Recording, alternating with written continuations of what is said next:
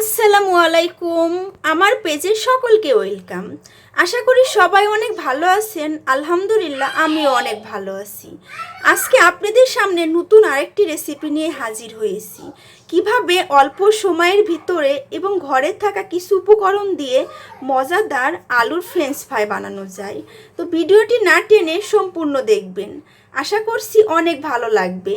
আর আমার এই ভিডিওটি যদি ভালো লাগে অবশ্যই আমার চ্যানেলটি সাবস্ক্রাইব করবেন, লাইক দেবেন এবং কমেন্ট করে জানাবেন আমার ভিডিওটি আপনাদের কাছে কেমন লেগেছে। আপনাদের একটি কমেন্ট আমাকে মোটিভেশন করে নতুন নতুন আরও অনেক ভিডিও বানাতে। তো ভিডিওটি শুরু করা যাক। ফ্রেঞ্চ ফ্রাই বানানোর জন্য আমি 3টি বড় বড় সাইজের আলু নিয়েছি। আলুগুলো আমি আগের থেকে সুন্দর করে ওয়াশ করে নিয়েছি। এখন একটি কাটারের সাহায্যে আমি আলুগুলো ছিলিয়ে নেব। তো আপনারা এইভাবে একটি কাটারের সাহায্যে আলুগুলো ছিলিয়ে নেবেন।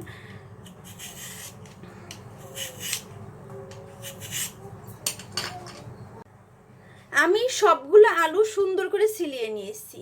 এখন একটা ছুরির সাহায্যে আমি আলুগুলা ফ্রেঞ্চ ফ্রাইয়ের মতন করে কেটে নেব। এটা কিন্তু বেশি পাতলা করা যাবে না, পাতলা করলে কিন্তু খেতে ভালো লাগবে না। তো আমার মতো করে এরকম সাইজ করে সবগুলো আলু কেটে নেবেন।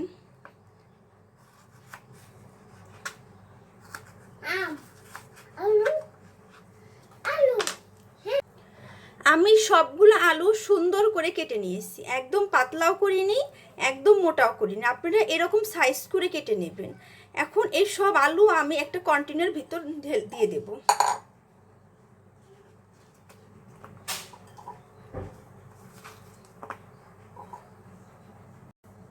সবগুলো আলু এখন আমি ধুয়ে টিস্যুর উপরে দিয়ে দেব। এভাবে সুন্দর করে আপনারা টিস্যুর উপরে দিয়ে দেবেন। আলুগুলা ধুয়ে তোলার পর আমি আরেকটা টিস্যুর উপরে দিয়ে একটু চাপ দেব, যাতে আমার ভিতরে পানিটা একদম শুকিয়ে যায়। এখন আমি টিস্যুটা তুলে নেব। দেখেন আমার আলুগুলা কিন্তু একদম পানি শুকিয়ে গেছে এবং ভাজার জন্য একদম পারফেক্ট। আমি সবগুলো আলু সুন্দর করে এভাবে ফ্রেশ করে নিয়েছি। এখন এর ভিতর আমি বাকি উপকরণগুলো দিয়ে দেব। এর ভিতর আমি দিয়ে দেব অল্প লবণ, অল্প হলুদের গুঁড়া, অল্প ধনিয়া গুঁড়া, মরিচের গুঁড়া, চাট মশলার গুঁড়া দিয়ে দেব। এখন এর ভিতর আমি দিয়ে দিয়েছি 1 চা চামচের মতো বেকিং পাউডার, 1 কাপ ময়দা এবং একটি ডিম। এখন সব উপকরণ আমি একটু ম্যারিনেট করে নেব। আপনারা এখানে হাত অথবা চামচের সাহায্যে সুন্দর করে সব উপকরণ ম্যারিনেট করে নেবেন। আমি সবগুলো উপকরণ সুন্দর করে ম্যারিনেট করে নিয়েছি। এখন এটা আমি ডুবো তেলে ভাজবো। আমি প্যানটি চুলায় বসিয়ে দিয়ে তেল গরম করে নিয়েছি।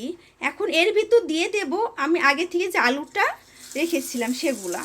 এখানে কিন্তু ঠান্ডা তেল ব্যবহার করা যাবে না, তাহলে কিন্তু আপনার ফ্রেঞ্চ ফ্রাইটা ভালো হবে না। অবশ্যই কিন্তু তেল গরম করে তার ভিতরে আলুগুলা সব দিয়ে দেবেন। এভাবে আমি সবগুলো আলু তেলের ভিতর দিয়ে দেব।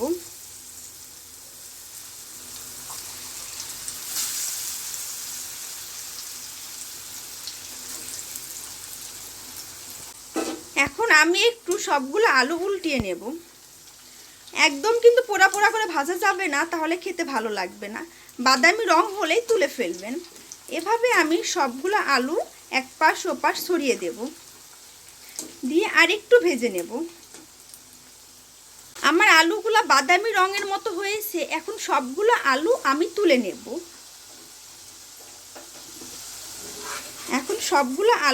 সুন্দর করে তুলে নেব। এখানে একটা টিস্যু দিয়ে রেখেছি, যাতে আমার বাড়তি তেলগুলা টিস্যু শুষে নেয়। তো এইভাবে আমি সবগুলো আলু তুলে নেব। আমার ফ্রেঞ্চ ফ্রাইটা কিন্তু অনেক সুন্দর হয়েছে এবং এভাবে বাসায় ট্রাই করে দেখতে পারেন, খেতেও কিন্তু অনেক ভালো লাগে।